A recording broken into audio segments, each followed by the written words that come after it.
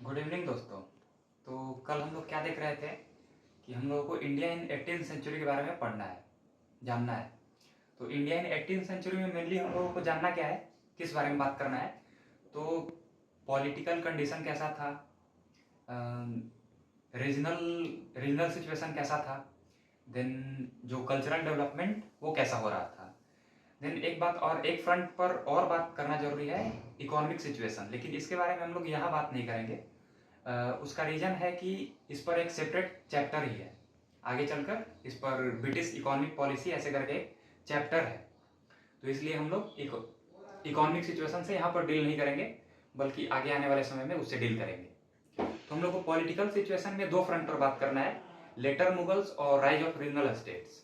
तो अभी हम लेटर मुगल्स के साथ शुरू करते हैं। तो लेटर मुगल 1707 से 1857 तक इन लोगों का टाइम पीरियड रहेगा। 1707 से लेकर 1857 तक इन लोगों के बारे में हम लोगों को पढ़ना है। देन लेटर मुगल्स के बारे में क्या खास है, तो लेटर मुगल्स बहुत ही ज्यादा डिफरेंट है ग्रेट मुगल से। किस मायने में? ग्रेट मुगल्स कौन? सबसे पहले जानना जरूरी है कि ग्रेट मुगल्स मतलब कौन, किसके बारे में बोल रहे हैं हम लोग। तो ग्रेट मुगल्स जैसे कि बाबर, हुमायूं, अकबर, जहांगीर, शाहजहां, औरंगजेब, तो इन सब से जो लेटर मुगल्स है वो बहुत ही ज्यादा डिफरेंट हुआ करते थे। क्योंकि जो लेटर मुगल्स है वो बहुत ज्यादा पावरफुल हुआ करते थे, इमेंस पावरफुल हुआ करते थे। ग्रेट मुगल्स बहुत ज्यादा इमेंस पावरफुल हुआ करते थे, लेकिन लेटर मुगल्स उनके पावर को मैच नहीं कर पाए कहीं भी। इसीलिए बोला जा रहा है, इसीलिए हम लोग बोलते हैं लेटर मुगल्स बहुत डिफरेंट थे ग्रेट मुगल से। तो ग्रेट मुगल्स को ग्रेट बनाता क्या है? किसी भी चीज को खास कुछ ना कुछ बनाता है। जैसे अगर कोई बेवकूफ है तो उसको बेवकूफ बनाता है, उसकी बेवकूफी भरी काम, उसका बेवकूफी भरा काम वो उसको बेवकूफ बनाता है। वैसे ग्रेट मुगल्स को ग्रेट बनाता क्या था? तो इनका जो मिलिट्री और इकोनॉमिकली और एडमिनिस्ट्रेटिवली ये लोग बहुत ही ज्यादा पावरफुल थे, एक्सट्रीमली पावरफुल थे इन तीनों फ्रंट पर। ये लोग एडमिनिस्ट्रेटिवली ये लोग पावरफुल कैसे थे, क्या काम किए थे? तो इसमें ये लोग मनसब का सिस्टम, मनसबदारी सिस्टम शुरू किए थे। तो मनसबदारी सिस्टम होता क्या था? तो इसमें ये लोग मनसब दिया करते थे, लोगों को मनसब दिया करते थे। मनसब का मतलब होता है रैंक। तो 1000, 2000, 4000, 5000 ऐसे करके रैंक दिया करते थे। जिसका जितना ज्यादा रैंक है वो उतना बड़ा मनसबदार होगा। रैंक होल्डर जो रहता था, मतलब जो मनसब होल्डर है, उसी को हम लोग मनसबदार के नाम से जानते थे। और जिसका जितना ज्यादा रैंक उसका उतना बड़ा पद, उतना ज्यादा इज्जत, उतना ज्यादा सम्मान। कोई 5000, अगर 5000 किसी का रैंक है, मनसब है, तो उसको बोला बोला करते थे कि ये 5000 मनसबदार है, और उसकी सोसाइटी में बहुत ज्यादा इज्जत हुआ करती थी। देन होता क्या था कि ये जो मनसबदार थे ये ऐसे ही तो बनाए नहीं गए होंगे, एडमिनिस्ट्रेशन को अच्छे से चलाने के लिए बनाए गए थे। तो इन लोगों से क्या बोला जाता था कि तुम लोगों को मेंटेन करना है, certain number of horse's plus soldiers, तुम लोगों को मेंटेन करके रखना है। और जब वॉर होगा, जब बैटल होगा किसी से, तो हम लोग तुम्हें कॉल करेंगे, बुलाएंगे, और तुम लोगों को आना पड़ेगा। उस समय हम लोग को सर्विस देनी पड़ेगी। तो जो मनसबदार आता था वो इनसे पूछता है, वो लोग बोलते थे कि कैसे हम लोग कैसे मेंटेन करें इतने हॉर्सेज, और ये जो सोल्जर्स है कैसे मेंटेन करेंगे। तो इसके लिए जो मुगल्स हैं, ग्रेट मुगल्स हैं, वो लोग दिया करते थे इन लोगों को, लैंड ग्रांट किया करते थे, मनसबदार को लैंड ग्रांट किया करते थे, ताकि ये लोग मेंटेन कर पाए, हॉर्स और सोल्जर्स को मेंटेन कर पाए। और हम लोग क्या बोलते हैं कि लैंड को ही हम लोग जागीर भी बोलते हैं। तो इसका मतलब ये है कि जो मनसबदार है वो ऑटोमेटिकली जागीरदार भी बन जाता था, क्योंकि उसको लैंड ग्रांट करते थे मुगल्स। देन होता क्या है कि जब ये मनसबदारी सिस्टम शुरू हुआ तो एक स्ट्रॉन्ग नोबेलिटी का डेवलपमेंट होने लगा। स्ट्रॉन्ग नोबेलिटी मतलब, नोबेलिटी का मतलब होता है रिच एंड पावरफुल पीपल। तो मुगल्स कोर्ट में ऐसे स्ट्रॉन्ग नोबेलिटी इमर्ज होने लगे, जो कि बाद में चलकर मुगल्स के डिक्लाइनेशन का कारण भी बनेंगे, जिसे हम लोग देखने वाले हैं। तो लेटर मुगल्स की शुरुआत होती कैसे है? लेटर्स मुगल्स की शुरुआत होती है 1707 में, औरंगजेब के डेथ के बाद। औरंगजेब जब मरता है तो ऐसा माना जाता है कि वो लास्ट पावरफुल मुगल रूलर था, ग्रेट मुगल्स में से एक था औरंगजेब, लास्ट ग्रेट मुगल था औरंगजेब। तो जब औरंगजेब मरता है तो उससे पहले जो उसकी हार्श पॉलिसीज रहा, हार्श पॉलिसीज थी, उसकी वजह से मुगल एम्पायर बहुत ही ज़्यादा वीक हो चुका था। क्या थी वो हार्श पॉलिसीज?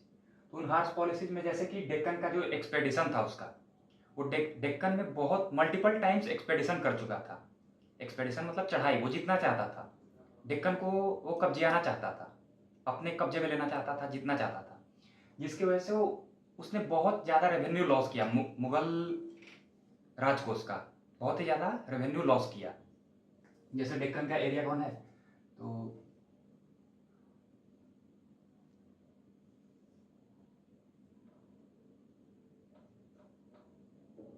यहाँ है दिल्ली, और दिल्ली से ये औरंगजेब यहाँ पर एक्सपेडिशन करना चाहता था, और मल्टीपल टाइम्स उसने किया था, और इसकी वजह से उसने मुगल्स का राजकोष बहुत ज़्यादा खाली कर दिया था, जो ग्रेट मुगल्स के डिक्लाइन का एक कारण बनता है और लेटेस्ट मुगल्स के आगमन का रीजन। देन दूसरा इसका एक पॉलिसी था रिलीजियस पॉलिसी। ये रिलीजियस लेवल पर, रिलीजियस फ्रंट पर बहुत ही ऑर्थोडॉक्स किस्म का था। ये रिलीजियस ऑर्थोडॉक्स था। रिलीजियस ऑर्थोडॉक्स मतलब एक वैसा पर्सन, ऑर्थोडॉक्स मतलब एक वैसा पर्सन जो अपने रिलीजन के कोर प्रिंसिपल्स को पकड़े हुए हो, वो उससे ना इधर बात करता हो, ना उधर का बात सुनना चाहता हो। जो उसके रिलीजन में लिखा हुआ है वो उतना ही सुनेगा, उतना ही बोलेगा, उसके आगे कोई बोलेगा उसे जान से मार डालेगा। तो इसकी वजह से जो भी हिंदू टेम्पल्स, हिंदू देवी देवताओं के टेम्पल्स हुआ करते थे, और भी जो रिलीजियस सेक्रेट प्लेसेज हुआ करते थे, उन सब की उसने बहुत तोड़ाई की, बहुत सारे मंदिरों को तोड़ा, जिसकी वजह से जो राजपूत और मराठा है इसके अगेंस्ट में हो गया, और यहीं से शुरुआत होता है लेटर मुगल्स का। तो 1707 में जब औरंगजेब का डेथ होता है, तो मुगल्स में प्रिमोजेनिचर का कोई भी सिस्टम नहीं हुआ करता था। प्रिमोजेनिचर बोले तो प्रिमोजेनिचर का मतलब होता है कि इल्डेस्ट सन विल बी द किंग, जो कि Indian native states, Indian Kings में ये कॉमन था। प्रिमोजेनिचर का सिस्टम इंडियन स्टेट्स में हुआ करता था। प्रिमोजेनिचर का सिस्टम जो है वो इंडियन स्टेट्स में हुआ करता था, लेकिन मुगल्स में लैक ऑफ प्रिमोजेनिचर देखने के लिए मिलता है। उन लोगों में ऐसा कोई भी सिस्टम नहीं था। तो होता क्या है कि जब औरंगजेब मरता है तो उसके 3 बेटे रहते हैं, मुअज्जम, मोहम्मद आजम शाह और कम्बख्श। जब 1707 में औरंगजेब मरता है तो ये जो गुजरात वाला रीजन है, यहां पर रहता है आजम शाह,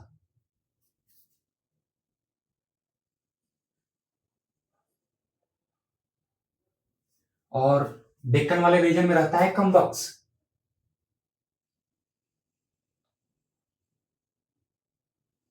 और ये काबुल वाले रीजन में रहता है मुअज्जम।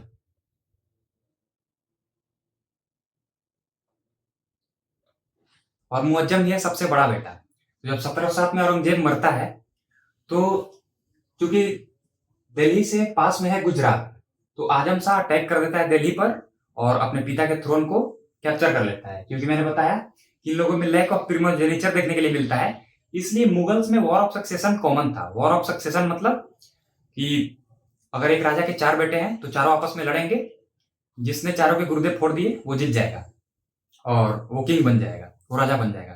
तो वॉर ऑफ सक्सेशन इन लोगों में कॉमन था। तो इन तीनों के बीच में लड़ाई होती है। गुजरात के पास में होता है आजम शाह, सबसे पहले अटैक करके दिल्ली पर इसको कैप्चर कर लेता है। दिल्ली को कैप्चर कर लेता है, ये बात पता चलती है काबुल में रह रहे मुअज्जम को। मुअज्जम बोलता है, अच्छा बेटा, बड़े भाई के होते हुए तुम हथियार लोगे। तो इसे ये बात अच्छा नहीं लगता है। तो 1 महीने बाद मुअज्जम अटैक करता है दिल्ली पर, अपने भाई को जान से मार डालता है। उसको मारकर ये ऐलान कर देता है कि अब दिल्ली के राजा हम हैं, दिल्ली के किंग हम हैं। लेकिन उसके बाद कम्बख्श भी इस फिराक में तो रहता ही है कि वो मेरा भाई कैसे वहां की गद्दी को हथिया सकता है, दिल्ली की गद्दी को। तो ये भी अटैक करने के चक्कर में रहता है, लेकिन ये इंतजार करता है। और ऐसा बोला जाता है कि 3-4 साल बाद ये भी अटैक करने के लिए आता है और मुअज्जम इसको भी मार डालता है जान से। लेकिन होता क्या है कि दिल्ली के थ्रोन पर बैठ चुका है मुअज्जम। प्रिमोजेनिचर, प्रिमोजेनिचर का मतलब होता है कि इल्डेस्ट सन विल बी द किंग। मतलब कि अगर एक राजा के 4 बेटे हैं तो जो सबसे बड़ा बेटा है, बिना किसी मुद्दा, बिना किसी बहस के वो बड़ा वाला बेटा राजा बन जाएगा। इसी को हम लोग बोलते हैं प्रिमोजेनिचर का सिस्टम, जो कि मुगल्स में हम लोगों को एब्सेंस देखने के लिए मिलता है, इसीलिए कॉमन है मुगल्स में। तो 1707 में अपने दोनों भाइयों को ठिकाने लगाकर मुअज्जम बैठ चुका है दिल्ली के थ्रोन पर। तो मुअज्जम सबसे पहले अपने नाम पर काम करता है, मुअज्जम।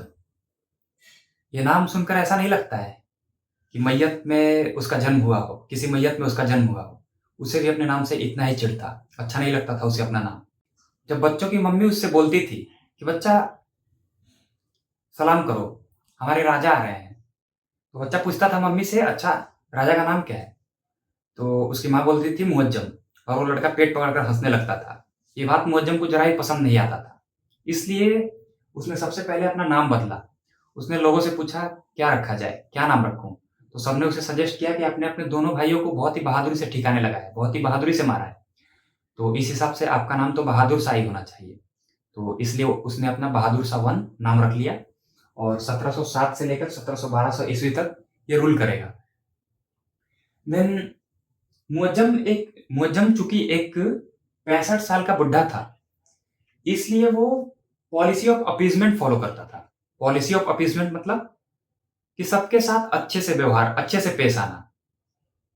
किसी भी किंगडम के साथ, किसी भी नेटिव स्टेट के साथ दुश्मनी ना मोलना, क्योंकि उसे ही पता था 65 साल की जिंदगी है, क्या पता कल ही निपट जाए, तो जितने दिन बचे हैं उतने दिन अच्छे से रहा जाए। तो इसे हम लोग बोलेंगे पॉलिसी ऑफ अपीजमेंट। तो क्या किया करता था, दूसरे नेटिव स्टेट्स को खुश रखने के लिए मुअज्जम बहुत सारे लैंड ग्रांट्स दिया करता था, गिफ्ट दिया करता था नोबल्स को। जबकि जरूरत क्या थी कि औरंगजेब ने राजकोष पहले ही खाली कर दिया था, तो मुअज्जम को करना चाहिए था कि इसे शाही राजकोष को भरना चाहिए था, और बजाय इसके पॉलिसी ऑफ अपीजमेंट फॉलो करके बहुत सारे लैंड ग्रांट देकर ये राजकोष को और भी खाली करता गया, जो कि इन लोगों के डिक्लाइनेशन का आगे चलकर कारण भी बनेगा। मुअज्जम मतलब कि बहादुर शाह 1 दिल्ली के गद्दी पर आता है, तो औरंगजेब और उससे पहले के जो राजा थे उसके लिए बहुत सारे प्रॉब्लम्स क्रिएट करके जाते हैं। तो सबसे पहले मुअज्जम को, मतलब बहादुर शाह 1 को, इन चैलेंजेस को खत्म करना होगा। अगर उसे फ्लरिश करना है, तो अपने किंगडम को फ्लरिश करना है, तो उसे सबसे पहले इन चैलेंजेस को खत्म करना होगा। तो ये चैलेंजेस क्या थे? तो उन चैलेंजेस में सबसे पहला चैलेंज था मराठास का।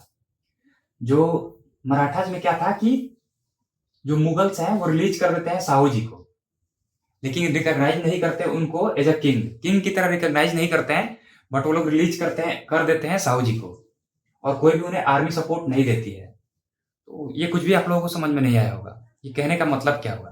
तो सबसे पहला चैलेंज यही था, मराठा से उन लोगों को निपटना था, डील करना था। तो इसके लिए मुगल्स साहू जी को छोड़ देते हैं। साहू जी कौन है, उन्हें क्यों छोड़े, कहाँ छोड़े?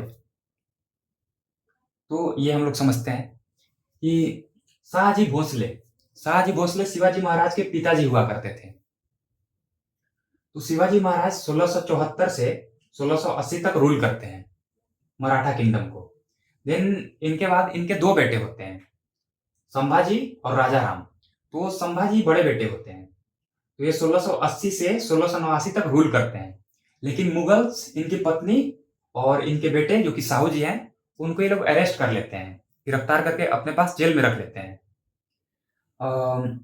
और होता क्या है कि जो संभाजी हैं उनको ये लोग जान से मार डालते हैं। संभाजी को मुगल जान से मार डालते हैं, और उनकी पत्नी और उनके बेटे साहू जी को ये लोग अपने पास बंदी बनाकर रख लेते हैं। तो साहू जी कायदे से देखा जाए तो किंग बनने के हकदार हैं, रूलर साहू जी को बनना चाहिए था, बट चूंकि साहू जी अभी जेल में बंद हैं, मुगल्स के कब्जे में है, तो इसलिए गद्दी पर आ जाते हैं कौन? राजा राम, जो कि भाई है किनके? संभाजी के, मतलब शिवाजी महाराज के दूसरे बेटे। तो ये 1689 से 1700 ईस्वी तक रूल करते हैं राजा राम। देन जब ये 1700 में इनका थ्रोन इनके बेटे को मिल जाता है, तो इनके बेटे का नाम रहता है शिवाजी द्वितीय, जो कि एक माइनर इंडियन किंग रहते हैं। तो इंडिया में ऐसा प्रोविजन था कि अगर कोई छोटा सा बच्चा है जिसे राजा बनना है, तो ऐसा था कि उसके तरफ से किसी और को रूल करना होगा, नाम बस उस बच्चे का होगा, रूल कोई और कर रहा होगा, और उस इंसान को हम लोग रीजेंट बोलते थे। तो शिवाजी द्वितीय की तरफ से इनकी माँ ताराबाई इनका रीजेंट बन जाती है, और मराठा किंगडम को रूल करना शुरू कर देती है। तो यहाँ पर वही बात बोला जा रहा है कि जो मुगल्स साहू जी को बंदी बनाकर रखे हुए हैं, तो जब मुअज्जम आता है तो उसके दिमाग में आता है कि जो साहू जी हैं वो बहुत सालों तक हमारे कोर्ट में रहे हैं, तो अगर साहू जी ताराबाई से कन्फ्रंट करके जीत भी गए, किंग वहां का बन भी गए मराठा के, तो हमारे लिए इतना होस्टाइल नहीं होंगे, हमारे प्रति इतना खतरनाक नहीं होंगे। और अगर हार गए तब तो हार ही गए, कोई दिक्कत ही नहीं है। तो इसलिए ये लोग क्या करते हैं, साहू जी को रिलीज कर देते हैं कि तुम जाओ। 1707 का समय है। 1707 में आया है मुअज्जम गद्दी पर, और ताराबाई रूल कर रही है। ताराबाई रूल कर रही है शिवाजी द्वितीय की तरफ से। और जो मुगल्स है वो साहू जी को रिलीज कर देते हैं। साहू जी को रिलीज कर देते हैं कि जाओ तुम ताराबाई से जाकर लड़ो, ताराबाई से जाकर कन्फ्रंट करो और अपने गद्दी को अवेल करो। और लेकिन इनको एक राजा की तरह ये लोग रिकॉग्नाइज नहीं करते हैं और ना ही कोई आर्मी सपोर्ट देते हैं, बस इनको वैसे ही छोड़ देते हैं। तो हम लोग बाद में देखेंगे अभी कि साहू जी जाते हैं, देन वो ताराबाई से कन्फ्रंट करेंगे, देन जीत जाएंगे और फिर वो अपना थ्रोन वहां पर एस्टेब्लिश कर देंगे। बहादुर शाह के सामने मराठा का ही दूसरा चैलेंज क्या था कि मराठा चौथ और सरदेशमुखी डेक्कन रीजन का दोनों डिमांड कर रहे थे मराठा से। तो ये सोचता है चौथ और सरदेशमुखी सबसे पहले होता क्या है। तो चौथ का मतलब आप समझ सकते हैं कि 1/4 ऑफ रेवेन्यू, मतलब कि सपोज अगर एक फार्मर है,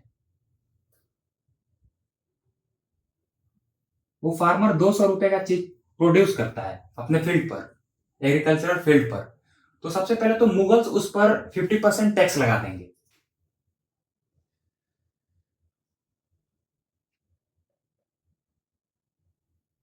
मुगल्स 50% टैक्स लगा देंगे, मतलब कि 100 रुपए मुगल्स टैक्स ले लेंगे उस फार्मर से। देन चौथ का मतलब है 1/4 ऑफ रेवेन्यू, मतलब कि उस 100 रुपए में से, मतलब उस 50% में से चौथा हिस्सा, मतलब कि 25 रुपए। तो चौथ में ये लोग 25 रुपए मांग रहे थे मुगल से। देन वैसे ही सरदेशमुखी क्या था, सरदेशमुखी कुछ नहीं बल्कि 1/10 ऑफ रेवेन्यू था। और ये दोनों टैक्स लगाया किस पर जाता था, ये वैसे टेरिटरीज पर लगाया जाता था जो कि इनडायरेक्टली कंट्रोल करते थे मराठाज। ये लोग बोलते थे कि तुम डेक्कन वाले रीजन में हमें टैक्स दो, और टैक्स नहीं दोगे तो हम लोग हमला कर देंगे। तो मुगल्स डर जाते थे और बोलते नहीं नहीं ऐसा मत करना, हम टैक्स दे देंगे, तुम्हें अटैक मत करना। तो चौथ मतलब कि 1/4 ऑफ रेवेन्यू, मतलब 100 रुपए का 25 रुपए। और सरदेशमुखी मतलब 1/10 ऑफ रेवेन्यू, मतलब कि उस 100 रुपए में से 10 रुपए, मतलब टोटल लोग 35 रुपए डिमांड कर रहे थे मराठा मुगल से। लेकिन मुअज्जम ने क्या किया, चौथ तो ग्रांट कर दिया, और जो सरदेशमुखी है वो ग्रांट नहीं किया, सरदेशमुखी देने से इनकार कर दिया। देन होता क्या है कि सरदेशमुखी टैक्स ये नाम आया कहां से, तो सरदेशमुखी का मतलब होता है सरदेशमुख, और सरदेशमुख होता है किसी रीजन का हेड। तो इसीलिए जो हेड है वो आपकी रक्षा करता है, आपको सेफगार्ड प्रोवाइड करता है, इसलिए आपको उसे कुछ टैक्स देना होगा। तो सरदेशमुख का मतलब यही होता है, सरदेशमुखी टैक्स यहीं से निकला है। मुगल्स के सामने, मतलब कि बहादुर शाह के सामने जो दूसरा चैलेंज था वो था सिखों का। सिखों में उस समय उन लोगों के रूलर थे गुरु गोविंद सिंह जी। तो गुरु गोविंद सिंह जी को इन लोगों ने हाई मनसब दे रखा था।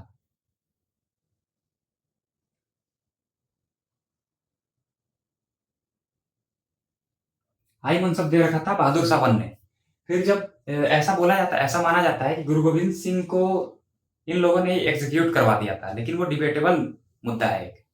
तो गुरु गोविंद सिंह जी के बाद बंदा बहादुर जी आते हैं। बंदा बहादुर जी सिख को लेट करना शुरू करते हैं, लेकिन मुगल्स इनको सप्रेस कर देते हैं और इनकी कहानी खत्म हो जाती है। देन तीसरा चैलेंज था बहादुर शाह के सामने राजपूत का। राजपूत में दो राजपूत थे, अंबेर और मारवाड़। तो बहादुर शाह ट्राई करता है इन लोगों को कंट्रोल करने का, पर ये कंट्रोल कर नहीं पाता है, क्योंकि राजपूत बहुत ही ज्यादा खतरनाक हुआ करते थे। ऐसा बोला जाता था कि राजपूत लड़ते हुए मर जाएगा लेकिन वो अपना सर कहीं भी नहीं झुकाएगा।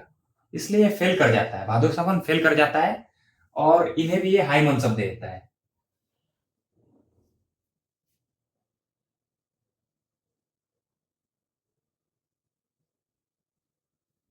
राजपूत को भी ये हाई मनसब देकर गुड रिलेशन स्टेब्लिश कर लेता है। नहीं, चौथा चैलेंज था बहादुर साहब के सामने जाट का। जाट में जाट सूरजमल जाट हुआ करते थे। सूरजमल जाट बहुत ही खतरनाक थे, तो उनसे भिड़ने का बहादुर साहब ने सोचा भी नहीं और अच्छे रिलेशन स्टेब्लिश कर लिए चूड़ामल जाट के साथ। देन पांचवा चैलेंज था बहादुर साहब के सामने बुंदेल्स का। बुंदेल में थे छत्रसाल बुंदेल, और छत्रसाल बुंदेल के साथ भी ये लोग अच्छा रिलेशन स्टेब्लिश कर लेता है बहादुर साहब, और इसके साथ वो ऐसे अपने चैलेंजेस को रिजॉल्व करने का प्रयास करता है। इसमें बहुत हद तक वो सफल भी रहता है, लेकिन पूरी तरीके से वो सफल नहीं हो पाता है इस चैलेंजेस को ओवरकम करने में।